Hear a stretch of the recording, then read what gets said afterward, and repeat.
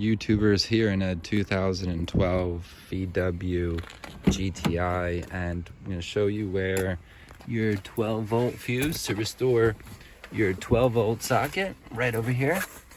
As such, if your 12 volts not working, or since you have two 12 volts that you may not know, you have also a 12 volt in your rear trunk in the luggage compartment right over here.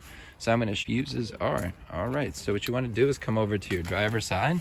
You want to take your key right over here. Where you take your key, you're going to have this little slot. You can notice it right over here. It's just going to be enough to fit your key in. All right, as you can see, this comes off. The panel will come off. All right, and right over here you have something called the fuse puller, which is the best tool you can use in order to remove any fuses. So you can take it off right here. This is the fuse puller.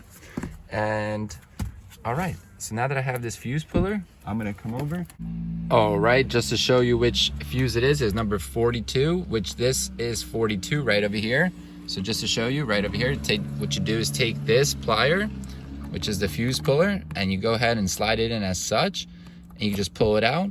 And as you can see, this fuse is good because the bridge is together. So the bridge in the middle is still intact, meaning this fuse is good. Meaning if I still had an issue with my 12 volt, it would probably be the socket or something different. So all you have to do, once you check that, you could just put your fuse back in as such. And it's this fuse right here. This is the one responsible. Make sure to put in the right fuse amperage. In my case, it is a 20, so put the same size that you had in before. Thanks for watching, like, and subscribe.